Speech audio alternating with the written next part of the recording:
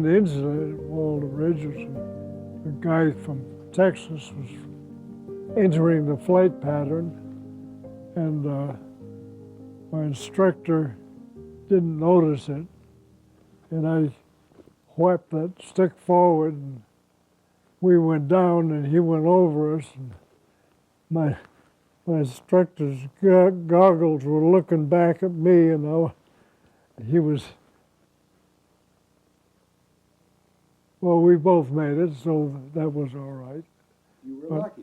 Yeah, I was lucky that that guy got washed out, but I mean. The guy on the other plane. Oh, yeah. Well, you don't do things like that. There were a lot of guys here that died. Yeah, in accidents. yeah. And it's more than 40. Yeah. And there were guys that died in accidents when you were here. I don't remember anybody getting killed while I was here. Really? I don't remember it. I was going to say, you know, my memory's going. Did you feel like you were safe in that BT-13?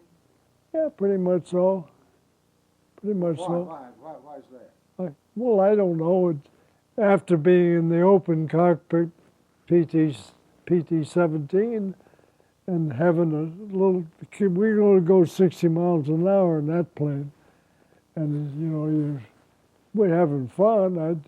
I'd get up there and take pictures of somebody over with a little camera. I had a little Kodak Bantam. I still got some pictures of that, but not. No, it's more protection around you with the canopy and all that stuff. And of course, that's one of the first that I had. It prepared me for that. They didn't call it the vibrator though for nothing. No, but Tell me about the vibration. well, it was just different from what we had before. It was because it was going around a lot faster and stuff like that, and it was a little noisy. But I went up today in that one, and gee, it felt so good. They had a pilot from Confederate Air Force, wasn't he? Yeah, it was real nice of him to take everybody up, I tell you. Brought back memories. Oh, yeah. Yeah, they even let me fly it for a while. You were 20-something again. 19-something again. I think that was about what I was when I was here. Because I'd already been here a year when I got into cadets. I think I joined up when I was 18. So I don't think I'd have been as patriotic like in today's war. That was a good, not good war. It was a reasonable war. This isn't. But it felt very familiar to get back in that back seat again of that BT-13. Yep. Yeah. 4 weeks, and I went to Selma, Alabama, for my advanced training. So you were here at Walnut Ridge from First part of March, until April, May, all of no, the last of February, first of March, because I remember the snow on the ground once in a while. So you were here from like February of 43 until April of 43. Pretty close, yes. So your basic training is here at Walnut Ridge. Right, It's about an 8-week course. about that. Well, what about it? Well, we had tar paper shacks, and well, the Walnut Ridge was rather primitive in those days. The first thing I remember was the wooden sidewalks and the garbage on the streets, and that was about my big impression. And when we wanted to go to a movie or something, we had to take a bus into town. I had a bus, but the bus came back to the base, I remember, a little early, so we never could see the end of a movie. In fact, I don't think I have more than 1 or 2 times off the base. They did build a theater here, though, eventually. Not while I was here. When you said the wooden sidewalks and the garbage, and you're talking about on the air base or in the town? No, no, no, in town. In town. Yeah, there would be garbage on the streets in the air base. Pardon? There would not be garbage on the streets in the air base. Oh, You're no, not allowed no, no. that. Well, what about the training here? What was your day like? Well, we'd get up in the morning, and What time did you get up? if we could fly, oh, probably 6:30, 6 o'clock. I can't remember all that. Still dark. What? Still dark. Yeah. And have breakfast. I can't even remember the cafeteria or the mess hall. I can't remember what it was like. I pretty much remember Maxwell Field, which is a pre-flight school in Alabama. But there's parts you remember go.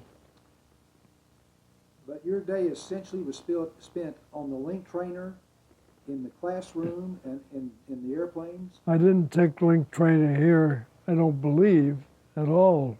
May have. I had taught link trainer on, down in Georgia. But you're a cadet here. You So where? you're sitting in the second seat. You're Yeah. sitting in the back seat. on the beach. Until I soloed. So you soloed the first time here at basic training at Walnut Ridge. I soloed first when I was in the primary, Clarkston, Mississippi. We had biplanes and open cockpits, and it was kind of fun. But here we had cross-country flights, Huntley, Brinkley, nice flights.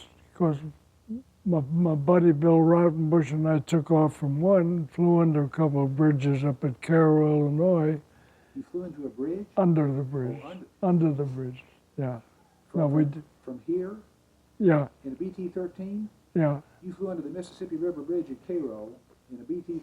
yeah. Now, you're not supposed to do that, Mr. Rames. I know that. We didn't get caught. People saw you. Yeah, we were kind of sweating that out too. But we were very, very lucky that they didn't turn us in. So you were with another cadet on that, and a flight instructor wouldn't allow you to do that. No, nobody would have allowed that. Well, that's these hotshot pilots for you. That's what they do. Well, Um, my instructor afterwards had it written on my report card that although I was a good pilot, overcautious, which proved to me that he never got the report. so how much time do you spend in those airplanes? Quite a lot, I think. Yeah, we go up every day and come down for a little and go back up again. And the instructor would take us out and just pull the key out of it or put the lock on it and tell me to find a field to land in. And he trained us for emergency, which was good. We had good instructors here. I can't even remember the name of the guy. But we had good instructors. But see, it's my observation that in the beginning here, that the instructors were not that much more experienced probably than the cadets in the beginning at Walnut Ridge, because the war was new and we didn't have that many airmen. And Well, yeah, of course, I don't remember whether I had a civilian instructor here or not. I did in basic. He was a regular civilian pilot. in primary. He was in the Army In primary. in primary. But I don't know whether basic training, whether he had, and I don't have my book. Somebody's rather lost. Was that a little scary when the instructor in the front seat told you, okay, you take over and fly this thing now? A little bit. You got used to it. Well, see, I don't understand. I mean, I know about getting out of the swamps, but you asked for the most dangerous thing: glider, paratrooper, pilot. I mean, that's like forgive me, like a death wish. I don't know. No, I didn't have a death wish. I just wanted a little action. I didn't want to spend the whole war digging cypress trees out of a swamp. They'd kill these big rattlesnakes and leave them in pieces up on the rock, and it just wasn't much fun. But you would typically, in basic training here at Walnut Ridge, be in the air 2 or 3 hours a day, Yeah, and you generally flew both in the morning and the afternoon. yeah. And sometimes you're flying at night. Didn't fly at night here, I don't believe. I can't remember it. I know we did it at Vance. But one of the things I think you were doing here, the BT-13 gave you with a radio in it, it gave you the opportunity to learn how to hone back on a radio signal, which you Yeah. had not done before. Yeah, that was true. The If you fly to, I don't know, 50 miles away from here and find your way back, I think that's pretty scary too. well, I was more than that, I guess, when I went to Cairo one day. But that was fun. Well, did you like being at Walnut Ridge? Was this a good experience here, despite how primitive it was? Yeah, well, I liked it because it was part of the training and part of my going on to better things, so to speak. And a better thing for you is to be a pilot in a P-51. That was my wish. Not at the time because it didn't have P-51s, but P-47s is what they had.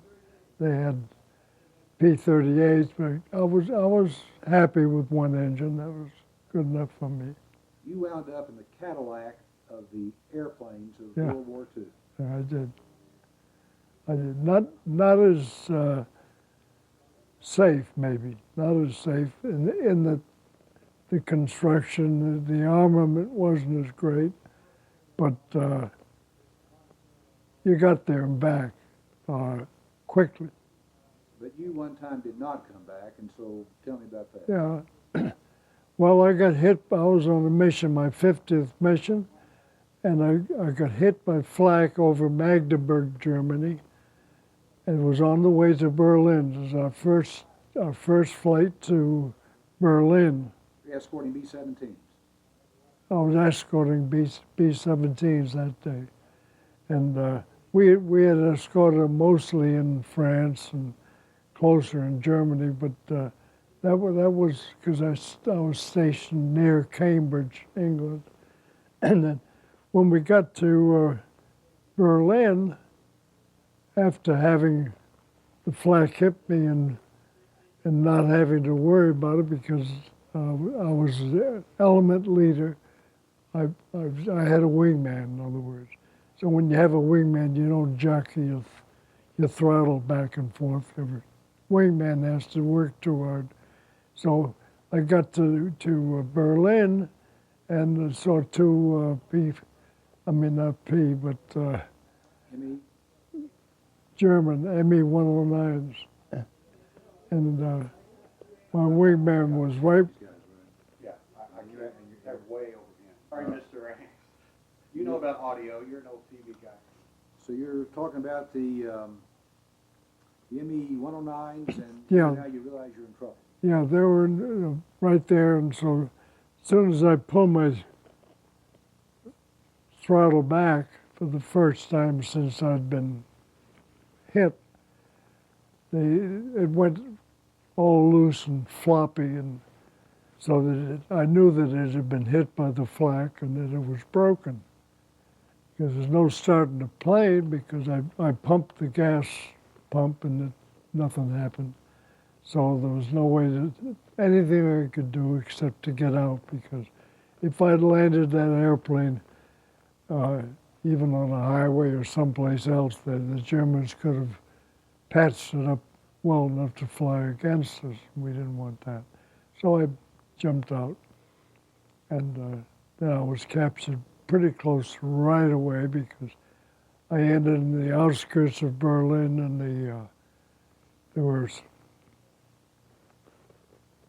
farmers and townspeople there with pitchforks, and there was one German GI there, and I surrendered to him and was taken in. They called the closest air base, and had some officers come and take me in. So that was my 50th mission, and I had a formidable offer, they said. Alles ist fertig. That's what they tell you. Now, what does that mean? All is over. All is done. Yeah. Kaput. So, Of course, there were no facilities. Sanitation was rather missing. We got quite a reputation because every time the train would stop to let a troop train go by or something, we were allowed to get out on the tracks and take care of our little businesses. And it wasn't a pretty sight. We'd pass, sometimes we'd be in the middle of a village, and it was, a lot of it was sick, diarrhea and the whole thing, very sick. And then we got to to Nuremberg, and we stayed in Nuremberg.